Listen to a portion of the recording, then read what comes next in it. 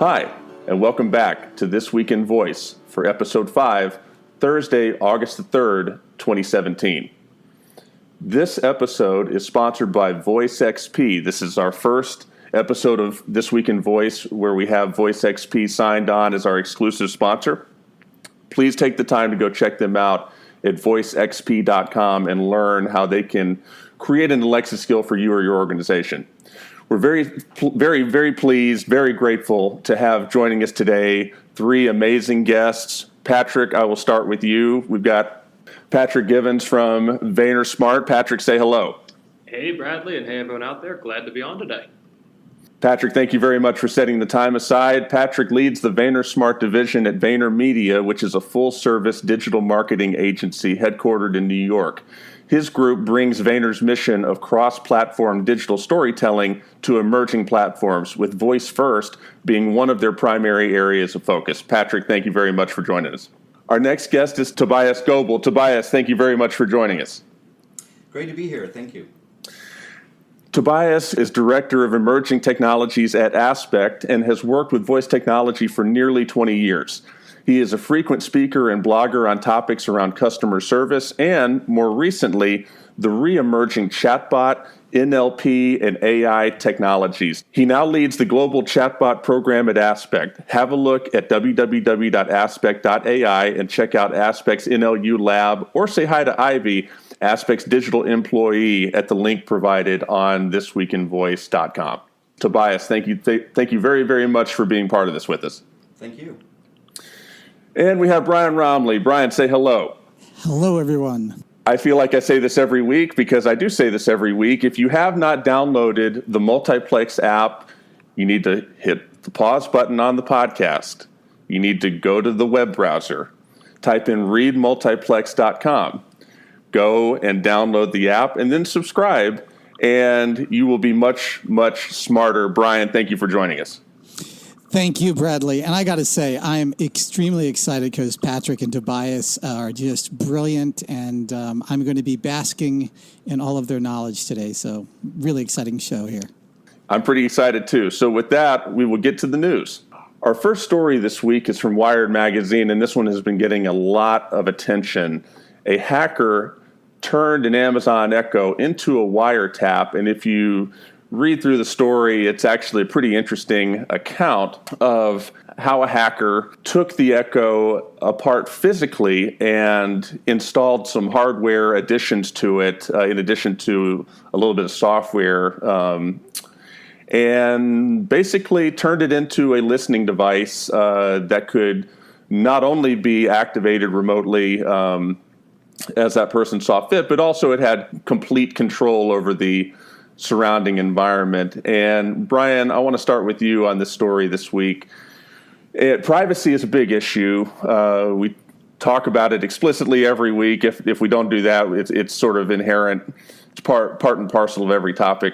What do you make of this particular story, and where do we sit with privacy? Is this story going to turn people off from the Echo and the Amazon ecosystem, or is this sort of not a huge deal? Well, Bradley, thank you. I can't say this enough. Privacy and security are going to be the defining moments of this generation. Whatever took place in the past is going to look mild in what the context that these systems have into the future. Because for them to be immensely useful, the deeper and the deeper context it has about you, and it would be your personal assistant in what I call its true definition. And that's not what we have today in Amazon's Echo, Alexa platform, or Siri, or Cortana, or Google. They're just Q&A devices. But as they start breaching the deep context of humanity and they start going into the deep detail to create usefulness, fear is going to increase and security and privacy is going to be breached. Getting to the specifics of this hack, if you will, it really is based upon iteration number one of the original Amazon Echo.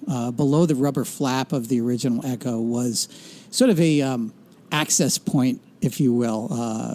There's an SD card slot, and there's other things that you can go in and mess with. And in that particular version, you can hack the software to record all of the things that it does the microphone picks up onto an SD card, and you can remove that card and obviously inspect it at some future date. That is worrisome. It probably shouldn't have been there for any number of reasons, and there should be ways to disengage that. I think in the future, the things that we're going to do, and the things that I've done in my own voice first devices that I've created, and also what I've done in everybody else's voice first devices is, and you can go and look at this, all of them allow this, is that you have a tone that turns on whenever the system is actually recording your voice to be sent into the cloud. That notification, into some cases, is maybe annoying, but it creates a feedback loop, maybe a Pavlovian feedback loop, that tells you that this system is now taking whatever you're saying, recording it, and sending it to be inspected by the cloud. And in theory, only under those circumstances could that be hijacked.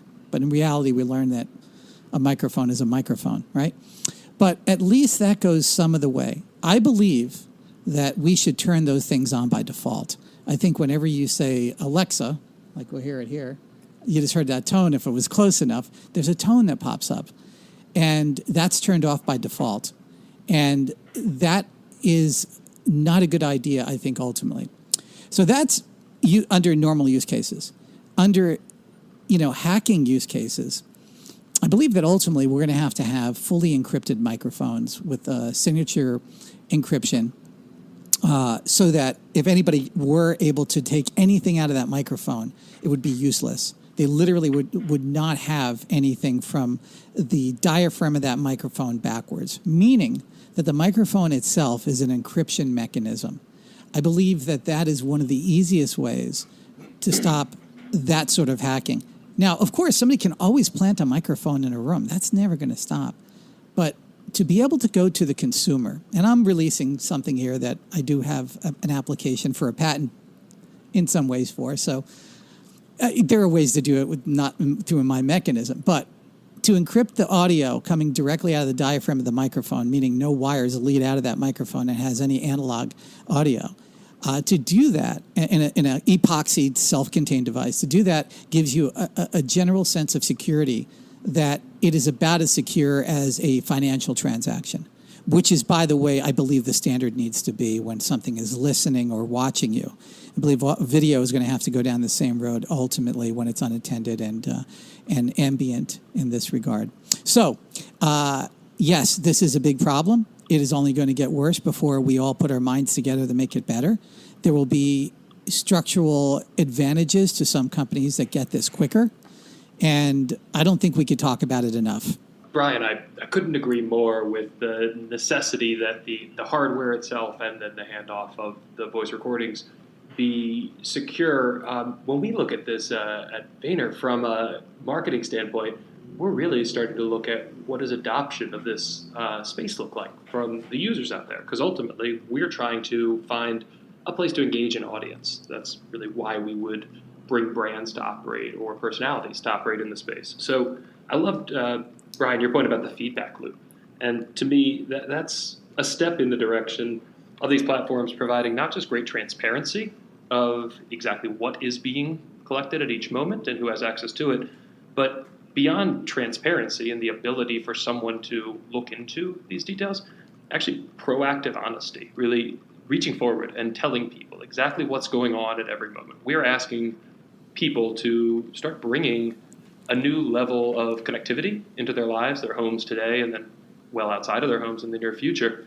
And what we need is a comfort level with that. I think it's about instilling confidence. And that's confidence to, as you began your comment, really to be willing to share not just tertiary or superficial data and information, but share some real meaningful data and personal information with the confidence that that's not going to be misused or lost.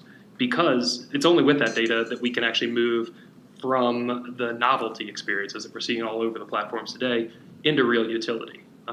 That's where the value is from my perspective and from how we coach our clients here at VaynerMedia. It's to look for a way to engage in a conversation so that you can deliver something truly useful. And the way you get there in most cases is to have some real data to back up that experience. It's, if there's not confidence in a platform, if the audience out there either doesn't adopt, which I think we're seeing great adoption so far, but as that adoption happens, how ingrained is it in our lives? If there's apprehension to use the thing, then for us, looking at this as the beginnings of a marketing channel, it's like shouting into an empty room. If you've got people who either aren't willing to engage in a conversation because they aren't confident that what they say is going to be treated respectfully, or might engage at a superficial conversation but aren't willing to get personal and get deep, that's going to really make it a challenge for us to deliver anything of value. So there's the primary hardware security and making sure that everything is designed in such a way that it's as secure as possible, absolutely critical. But then even beyond that, I think there's a huge onus on the platforms and on developers alike who are working there to be extremely forthcoming with how they're going to use every bit of data that they are collecting in the experience. So there aren't these surprise cases that wind up sort of poisoning the water. Yeah, I think Patrick actually raises an important point, which is in the user experience, right? And on the front end, making customers and users and people aware of, how the thing works and, what the Echo does with, what you tell it. And I see this related kind of effect on websites and other places where customers are asked to, in that case, provide sensitive information or private information like your email address or phone number. It always kind of, confuses me and surprises me why companies aren't doing a better job at explaining why they are asking for this information, right? What are they going to do with that information? Because oftentimes it's actually for the better of the user. It's oftentimes used and collected, to serve them better. But they're not explaining that to me, so I don't feel comfortable at that point when they're asking me for that information. So I think that's a similar effect here. We need to be, we as an industry and Amazon, everyone building these devices need to be upfront and really open and transparent about how it works, and that it's not like always on, always listening, by default. I mean, there's in the early times that's been floating around and still is sometimes today, and it's being miscommunicated sometimes even by experts. So we're still very early, even though about 10 million devices apparently are now out there in the US, which is mind-blowing. As for this particular incident, I'm surprised it took so long, quite honestly. I'm glad that it happened. I'm hoping that the manufacturers take good notice and analyze how they did it and improve the systems. It's important for adoption. Bradley, I got to say, Tobias and Patrick, brilliant insights here. I think, to conceptualize it even a little further, is that, the web was risen on this concept that, we can track you, we can follow you, and we can do this sort of serendipitously, and, because we are smarter with cookies and all these other things. I think the pendulum's swinging the other way, and Gary Vaynerchuk and Venyameter and a lot of these more sophisticated marketers are starting to realize it's the permission, it's the welcoming of coming into your home and wanting to share what that brand is about. And so what it really is doing is it's moving things away from sort of a hack of saying, wow, I know that you've looked at 10,000 websites for dancing shoes or something, to more of, wow, I've built such a great equity in my brand that you magnetize towards my brand, and I don't have to throw it at you. You are coming to me in a natural process. And it has to be that way in a sense that I don't think the open tracking that we've seen in the past is going to translate into this new modern augmented world. And this is voice augmentation, visual augmentation. As we start moving in this space, it's going to be much harder. And I'd love to hear what Patrick and Tobias might say about that, with how brands need to become more really super brands. Does that make sense? Yeah, and it does make sense. And this reminds me of an initiative that was started, I think, about 10 years ago by Doc Searles out of Harvard. It's called Project VRM. VRM stands for Vendor Relationship Management, which basically is the idea of flipping around the pyramid of CRM, or the model of CRM, where it's the business tracking you VRM is about, look, I am a consumer. I have rights. I have terms and conditions just like you have. I dictate to you. I tell you, dear vendor, what my terms and conditions are, and on which you may communicate to me, market to me, serve me. It's interesting because it touches, preference management. It really shifts the balance, completely over to the consumer, and that's an ongoing trend.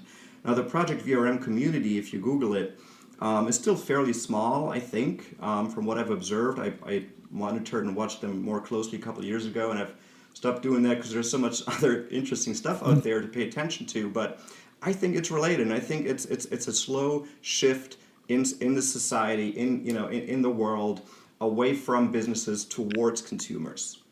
And I think I love that point. I would actually even add to that.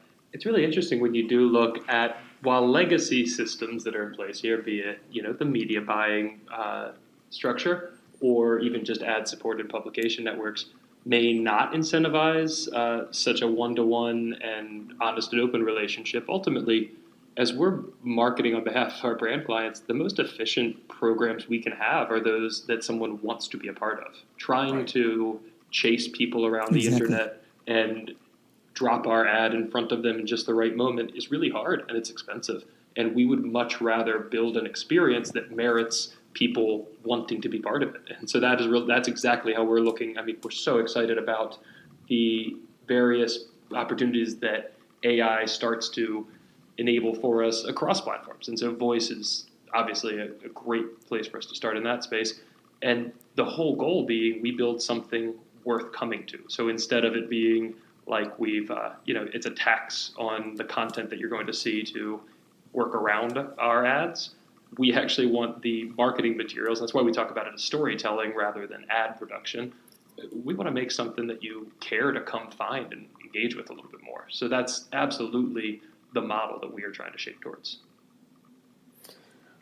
Awesome. All great commentary. The only thing I would add to any of that is just sort of how amazing it is, the adoption of voice-first technology right now, given humanity's natural inclinations to resist invasions or potential invasions, anything that could possibly be an invasion of privacy into our lives. And a lot of credit goes to the big tech companies, Amazon and Google and Apple and Microsoft and others, marketing, getting the message out and spending the money on marketing and doing it in ways that lifts the entire effort. Because when you read articles like this in Wired, my first thought was it's almost hard to believe that, Tobias, as you referenced, there's so many devices that are already, the install base of this technology. We will move on to story number 2. This is an interesting one. Facebook is staffing up.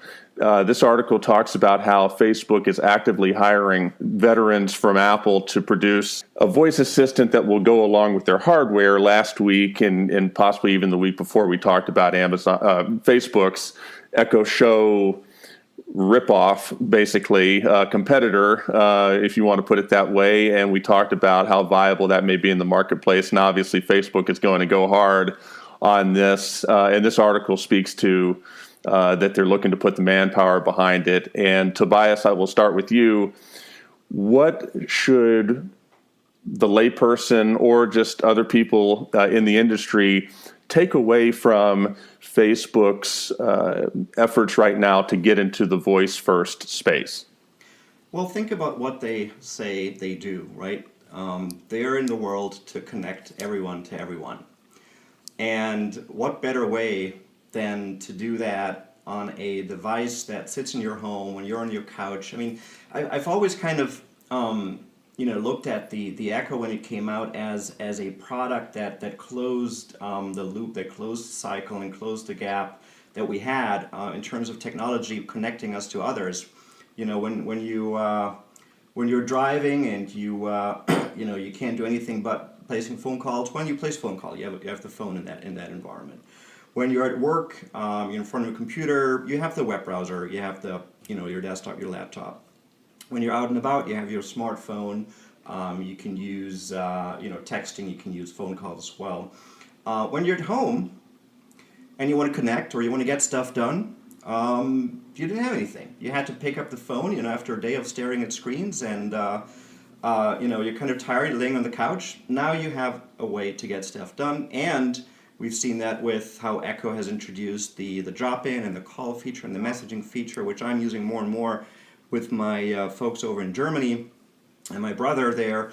Now we have a way to do that at home. And, what better way to extend a social network on a voice level? I mean, think about coming home, right? Tired of staring at screens, crash on the couch and say, give me my 3-minute rundown. I mean, Facebook, always has been the newspaper for my friend and family. People, love to fear, FOMO, fear of missing out. People love to stay on top of things, especially what's going on in their circles. Taking that to voice is a great idea, and I wish that Facebook will pull it off well. What's ironic is that they're turning to Apple to pull it off well. Because while Apple is probably the most brilliant company on the planet when it comes to building tangible products, they are not so brilliant when it comes to building non-tangible products. Siri has been a surprise, quite frankly, to me, because they were the first. Usually they're not the first to do anything.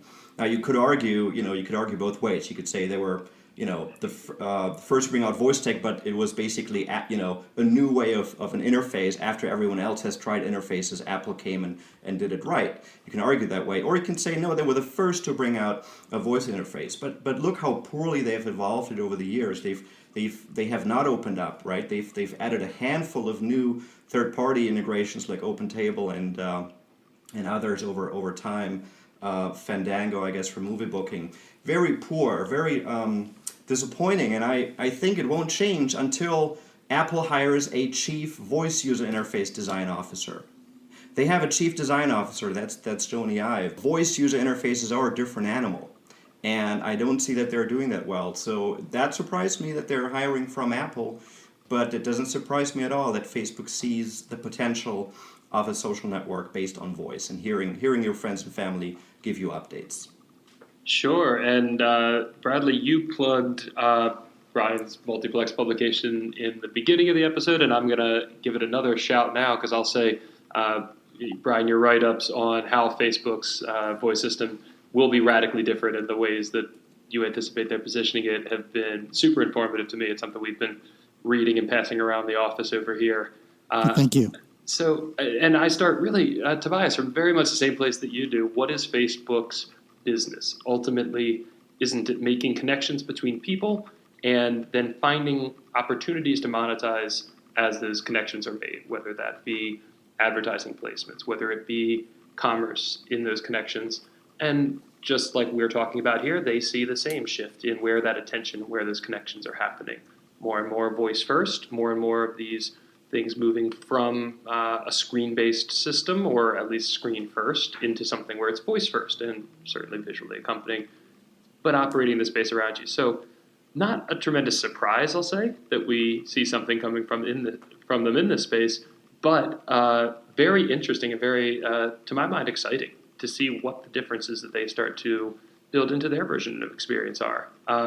Tobias, I share some of your skepticism about Apple being the source of necessarily the talent to get them there, but no doubt there's a lot of history of thinking with audio first in a lot of areas within Apple. So certainly something that I could see coming to bear and bringing about some different thinking than maybe where Facebook has operated in the past.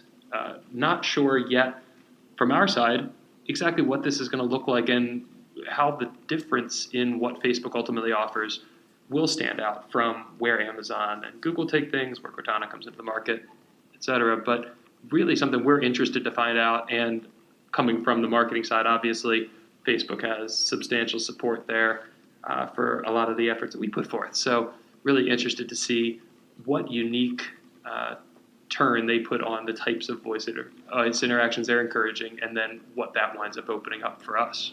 I got to echo what Tobias and Patrick are saying. This is what I know right now.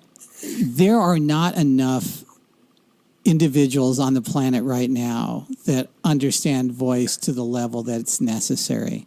In fact, I believe the deficit is larger than it was when the web was being brought around.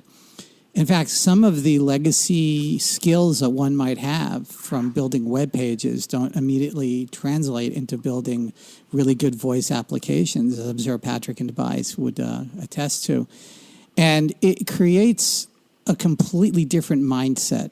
In a lot of ways, the creativity that we're pulling out of people, and like Patrick says, the storytelling that we're going to be doing, both for brands and so on, just building these applications and these voice apps, is really building from a different side of the brain. It's a less mechanical side of the brain. It's more organic. It's the understanding of human nature. And a lot of what I write, in fact, I'm putting out my July magazine today because I've been busy this month. I've been talking about Maslow and the Maslow hierarchies and how we build to meet around that.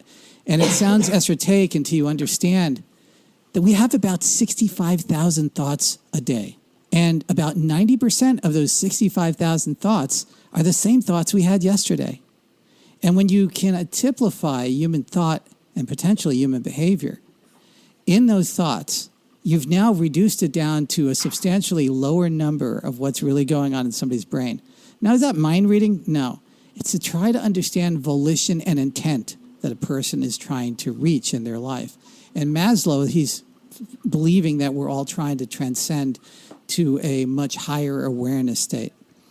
When you look at what Facebook is, it is part of that Maslow pyramid. In fact, in many ways, it's the central part of that pyramid.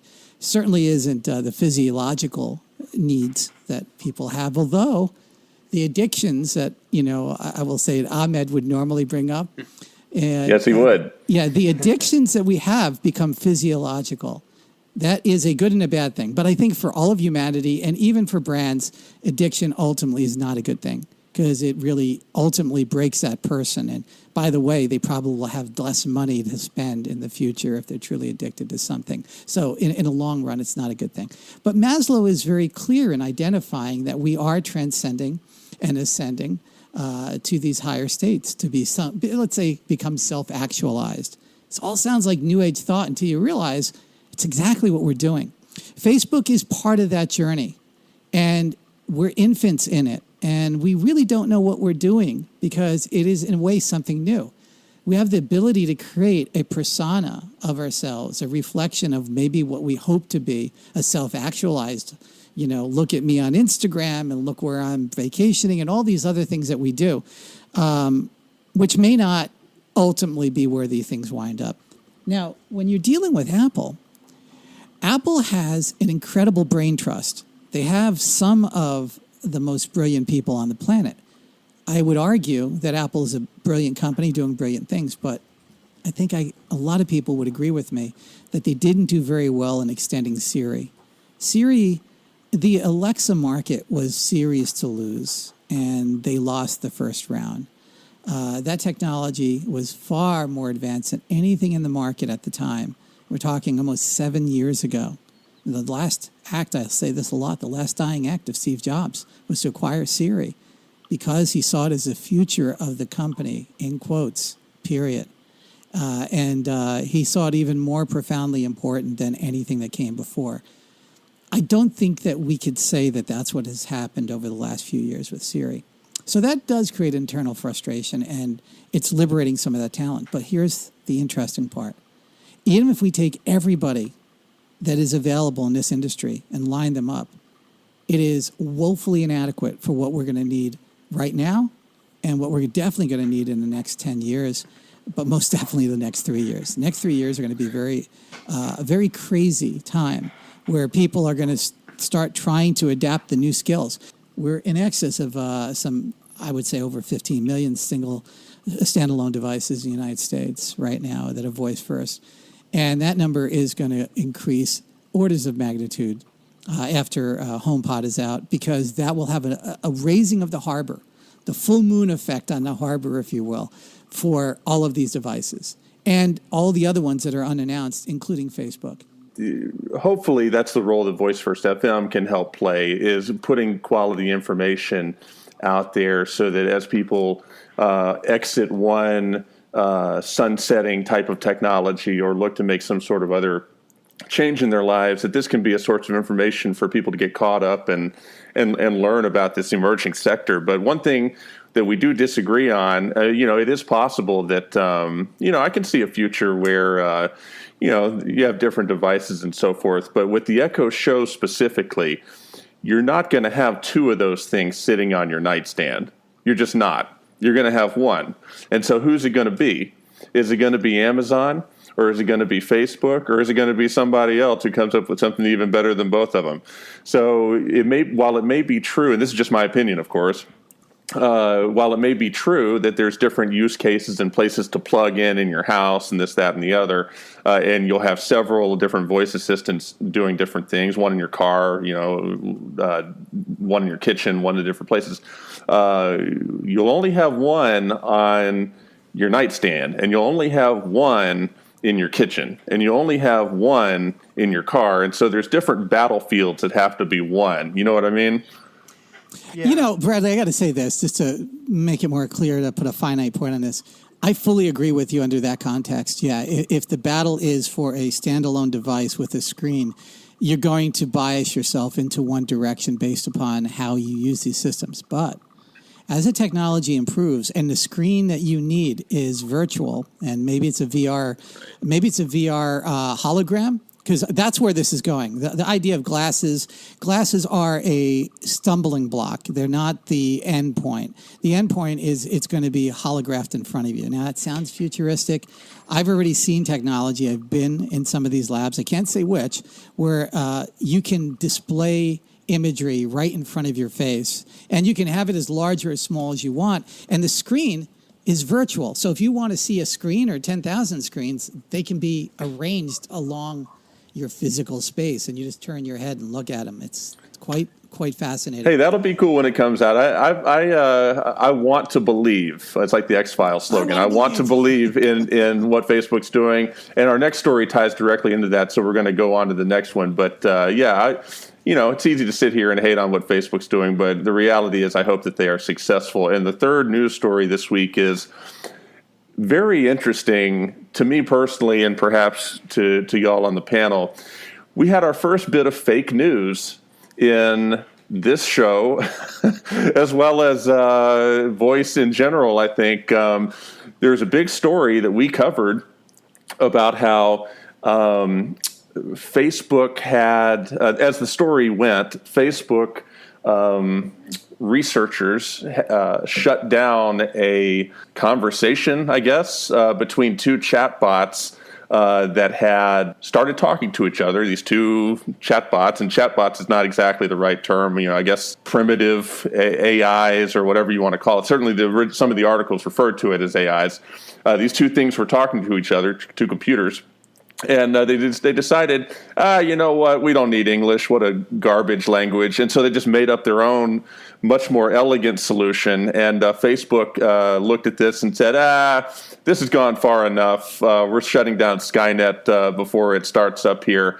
And so there was backlash. I started to see it a little bit on Twitter, and then there's been formal articles written, of one of which is on our site, saying, look, this is not how this went at all. And Patrick, I want to start with you. What did you take away from this, if anything? What are your thoughts on how this shapes our perception of Facebook? And what do you think about this in a larger, more broader context? Sure. So first off, I was awed by the irony that Facebook pumping up fake news about Facebook and what sort of an internal logic loop that sets in place. So looking at this story, and I'll say I trended on my Facebook feed as in the horrific, apocalyptic future version of the story, and I was a little taken aback. And then reading into it a little more, started to get to the bottom of things. I think there's maybe less to be taken from the specific case of what happened with the two AIs, and a little more. The two directions that I go with this are, one, the willingness of all of us to hear this story and project our worst sci-fi fantasies forward, and the overall skepticism of AI. I don't want to totally bring us back around to our first story's point, but I actually think a lot of this does come down to transparency and honesty about what we're trying to achieve with these technologies, and some alignment on that, some broader cultural conversation around what is the benefit of AI in this case, automation in general, and what are the upsides of this? It's very easy to look at the potential negative downsides of these things, and it's important to consider them, no doubt. There absolutely must be conversation around what negative outcomes we could be affecting with this stuff. But on the positive side, what are the potential benefits? And in this case specifically, with a program like this, what are the ends that Facebook is trying to get to? Some conversation around that early in a process, and of course, this is an early stage research project. It's not going to be public facing, but what is the broader goal of AI work, and what are some of the positive cases that we can see coming out of it? I think it's to be a much more interesting conversation and can be based in facts, and then it does give you a lens through which to evaluate cases in which potentially things do go wrong, and you need to be cautious. This on the back of Zuckerberg and Musk, they're back and forth over the last week or two, all playing into each other about, do we have this trust us, the future will be great view, or do we have a super skeptical, cautious view of everything that's coming? I'd like to think there's a middle ground between the two, which is optimistic about the future, but a little less of a blind trust us, we'll roll something out to you, and a little more co-created, a little more open and discussed. I think it's really interesting looking at the intents of the big players in this space. So for Facebook, if we root back to this idea of improving connections and being present and facilitating connections everywhere, what is the role AI can play in that? I can imagine many cases where AI could scale from my perspective, get on the marketing side here, where AI can start to scale out the type of a connection a brand might want to have with their customers. Totally valid. Lots of beneficial use cases for that. But I can also imagine places where AI comes in, unseats a bunch of people from positions where they were representing that same brand in a different context, and diminishes the experience, isn't actually super dynamic, is not really meeting all the needs along the way. So there's plenty to be explored here, but understanding what we're going for and being a little more transparent about the intents behind things, I think buys everyone involved a little more leeway if there are missteps along the way, rather than priming the whole public and everyone to be really teed up to react negatively to something, which I think is ultimately what you see in this case. You hear a story, maybe it's initially misreported, but everyone is so primed to expect the worst at this point because of so much secrecy and so little transparency that they're more than willing to run with it. And then when the Snopes does their run on the story and comes back with the detective version that's actually gotten down to the bottom of it, obviously a small fraction of the people that heard the horror story up front find the second half of it. Well, I think it was a very human reaction that we witnessed out there. We love horror stories, right? We love to be shocked. And I think it's born out of a lack of understanding how these things work. What's interesting to note is that, even generation of my parents in their late 60s know programming, and they understand, they don't know programming. What they do know is, they've heard of if then else, okay? So the if then else programming is kind of pervasive now. Everybody has a rough concept of how computers are programmed. Machine learning, deep learning are new ways of programming computers. Here, it's kind of interesting to, see that people use, very kind of anthropomorphic terminology when they say, the chatbots decided that English wasn't, worthy, and they developed their own language. That's not what happened, obviously. It's just they were just following some programming. Even if you do if-then-else programming, if you have loops, the moment you have loops, things can happen you didn't expect. That's very common for every programmer out there. So classical case, I think, of lack of understanding imposed on something that's fascinating us, that we've been learning about through literature and sci-fi flicks, and it'll probably take a long time, 10, 15 years, maybe a generation, until this new style of how computers work has really permeated society and everybody understands what's really going on. Absolutely. we are conditioned by our entertainment and our media. And as far back as we can imagine, even the late 1800s, science fiction always sort of gave a dystopian view of the world. And the opposite of that is a sterilized white world where everybody's wearing white outfits, going down white corridors. You can imagine that picture in your mind. They're always wrong. It will never look that way because life is not black or white. It is shades of gray. And we are emotional creatures who build our world moving forward with everything that we knew in the past, and we reference that into the future. And most of what we build is, in fact, everything we build is a simulation of what we've seen in nature. It's the nature of being alive. We look at things and we say, well, we can communicate better than the way we do now. And then we go around and then we come back around again and say, well, that worked okay, but it wasn't that good. And that's kind of where we're going with this. But you know, there was an interesting study in December by University Max Planck Institute and University of California, Berkeley. And this is something that is interesting. We build machine learning, yet in that machine learning, we have absolutely no idea when it's really working how it arrived at an answer. And a lot of people in the computer science world will say, oh, we can figure this out. In reality, you really can't unless you build algorithms that are designed in real time to try to figure out what's going on. And then over time, that becomes clogged and then it becomes even immensely more confusing.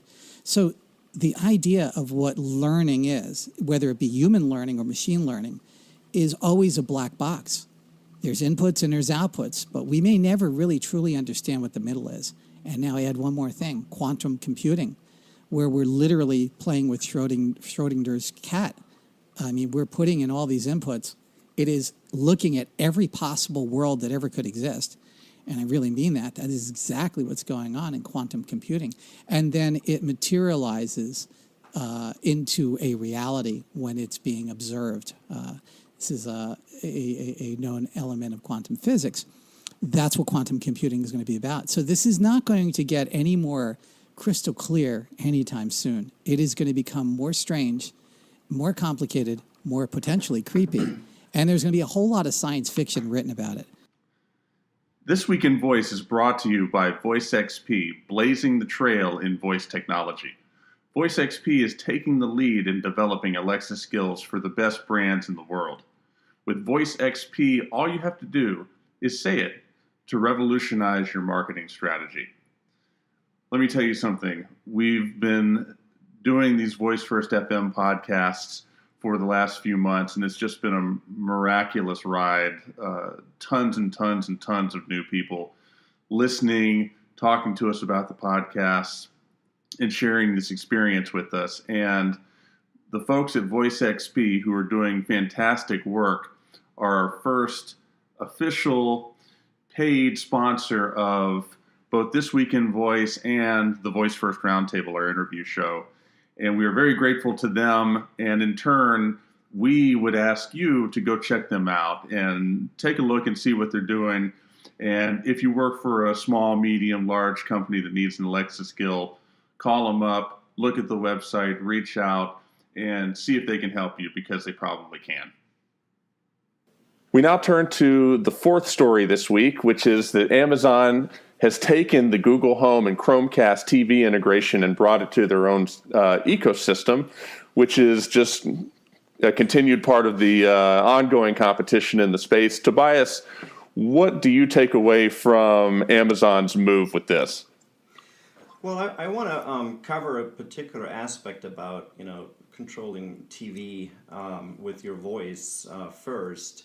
It's actually quite interesting. I wrote an article back in November 2015 about the missed opportunity that Apple had in my mind when they released their new Apple TV. The Echo was just new that year, and it's actually quite funny because the post was picked up by Pulse and then went viral in my humble sphere. It went viral.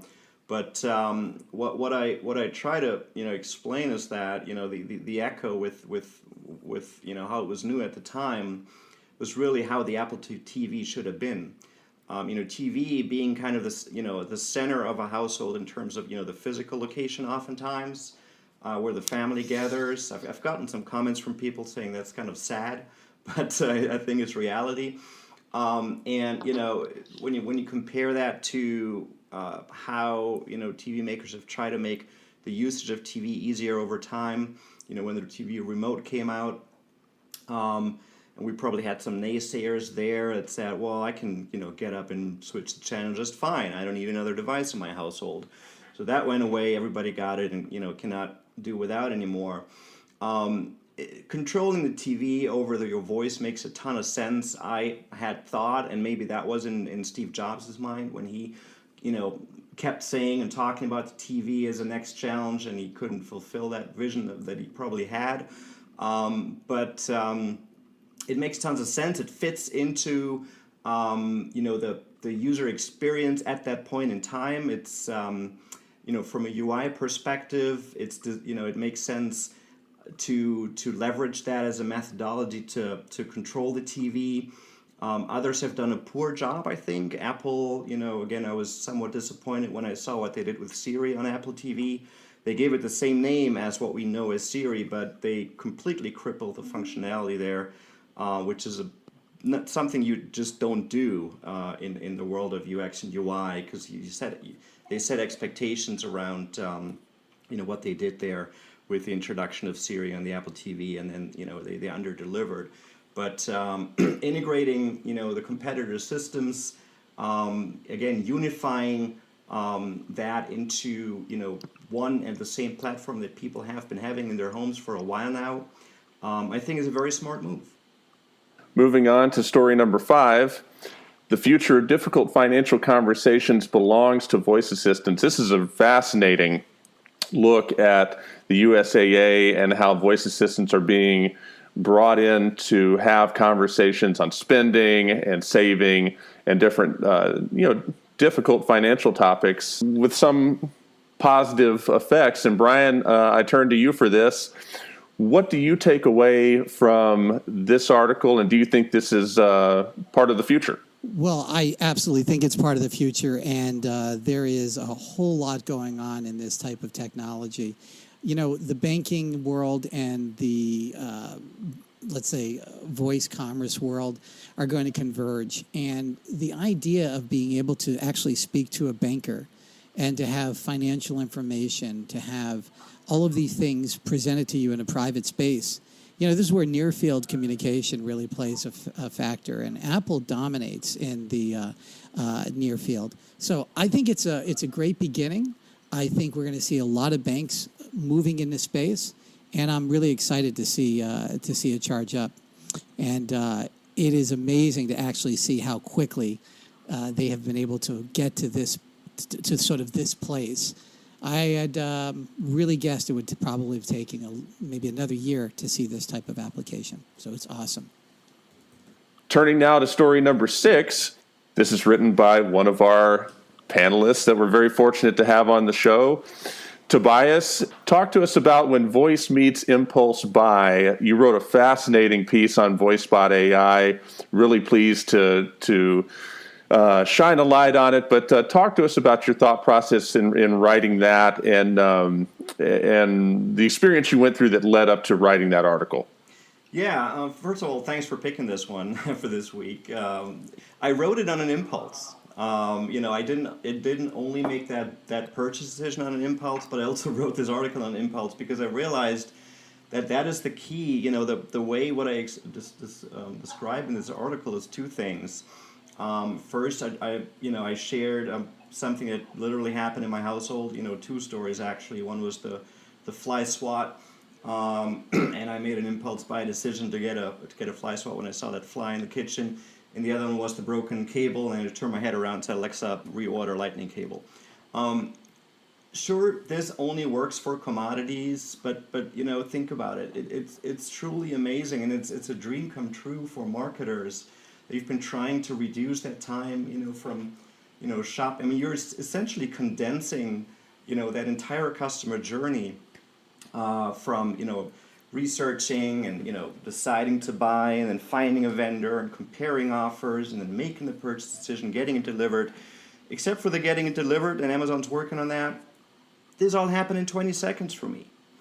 And, in the second part of the article, I then basically try to explain that, look, it'll take time for people to change their behavior and think of the Echo and remember that they can do that with the Echo. But as I try to, argue in that article that, history has shown over and over and over again that we do make these habitual changes when they bring us added value, from a convenience factor, from a factor of, getting stuff done or accessing information, when the user experiences and the user interface is right. And I think, again, all of this is coming together with voice first. And that's why I'm convinced that this will, happen. And this, people will be making purchases in the future from their homes, from their couch within 10, 15 seconds. Yes, absolutely. It's Tobias. Really a wonderful piece. It was actually great to read. It put into words a lot of what we had been thinking and discussing around the edges of here in the office, and what voice first commerce, I should say, really winds up meaning to us who are in the business of building brands. Because I love your metric of thought to transaction, and even your point at the beginning that this works for commodities. I'll say the exciting and terrifying component to this is, does it just make many things that previously were not commoditized commodities? Right. Does it start to reduce the role of brand? Or the way that I like to think of it with a little more of a sunny outlook is, what is the role of brand when we're going to an ask and you shall receive shopping model? So it is tremendously interesting for our side. It's these, big, particularly I look at this in the CPG space, the consumer packaged goods, and you have your big players of your Unilevers and your Procter & Gambles, and others in this space who have spent so much time over the last, many decades diagramming every step along the way to the purchase of their brand at shelf. And suddenly that purchase in increasing numbers isn't happening at shelf anymore. So what is that new journey to making the decision? And to the points in this article, the moment when you make that decision can now be the point of purchase, wherever you are. And so what is our new model for building brand affinity earlier, for getting people to the new game for top of mind? Attention is going to be tremendous in this space. And a huge question from the brand side of what is the right way, and the marketer side, for what is the right way to position yourself in that decision-making process. And then as the platforms mature, from the platform side of how much preference do they give to their own products? Obviously looking largely at Amazon in that space. If I had been marketing, call it Duracell or Energizer batteries, suddenly I'm sitting at home, try and use whatever device and out of batteries, I just say, Alexa, order me some batteries. The result that comes back probably isn't going to be the same one that I would perhaps have picked if I was standing in front of a shelf of batteries and choosing between all these options with the different connotations that those brands had spent tons of time and money building in my head beforehand. It's going to be whichever one Alexa chooses to offer up first and say, does this work? And chances are I'm going to say, yeah, sure, send me that one. So a huge new both opportunity for ways to think differently and capture, from our standpoint, a disproportionate share of that new purchase volume, but also, gosh, really a challenging way to rethink the whole, what we've forever called path to purchase.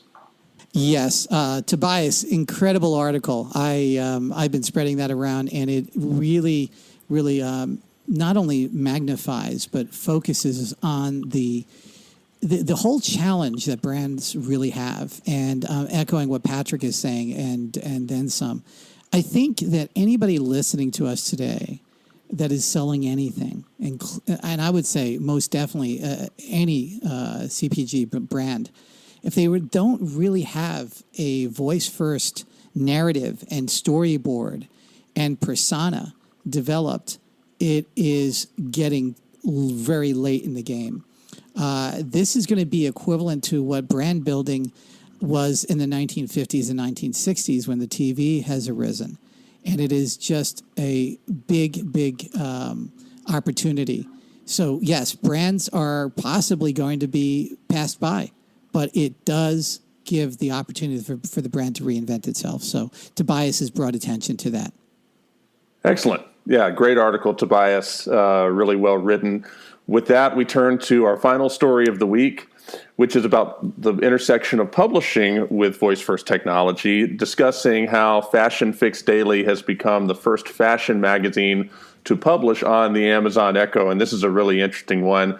Patrick, to close us out, I turn to you. What are your thoughts on this story? Sure. So thinking of voice first platforms in general, Alexa in particular, as a publishing channel is dead in line with how we are really excited to explore this on behalf of brands, but actually for publications as well. So earlier this year, VaynerMedia actually acquired PureWow, women's lifestyle publication, and we've been working closely with them for what their approach to the voice first space will be. And then in the same time, on behalf of brands, we recently launched a flash briefing for the Digital List, which is an SAP property, as well as Gary has a Gary V365 himself. So we're looking at this from the publisher side, from the personal branding side, and from the large-scale publication side. And for all three of them, really excited about the opportunity to publish through a channel where the user really is in control. I think we're in a super interesting moment here where we went through our video revolution maybe a decade ago, put users in control of what they were going to watch, first with YouTube, and then through the different user controls in OTT platforms. And we've seen this renaissance in the quality of video programming and exploration and innovation in the kind of narrative structures that people use, but also in how you can really deliver a message over video when you're putting users in control of that experience. It's been super exciting to see that happen in video, and now I think we're getting there in audio. We had music notwithstanding, give it like iTunes obviously spun that out into a place where people were in charge of their music, but the rest of our audio experiences up until a few years ago have been pretty much broadcast based. You're basically tuning into a channel and being given something to hear. Maybe you're seeking out a publisher, but pretty rarely.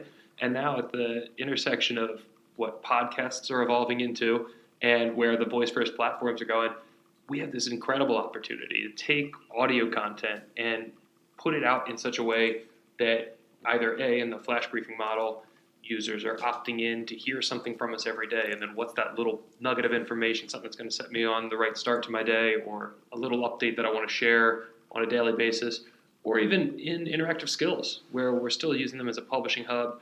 People might come and find a story, be able to seek out exactly the story they want to have, or as we advance a little more here, go from seeking out a story to turning a story into a conversation. I think that's where this gets super exciting. When we look at the ability to publish, again, whether that's on behalf of an actual publisher or on behalf of an individual brand or a personal brand, something where it's someone speaking for themselves, creating a destination hub where you can effectively foster conversation in real time about the topics that you're an expert on is just so exciting for us. This is a place where we're investing a ton of resource over here, exploring the new opportunities that starts to open up.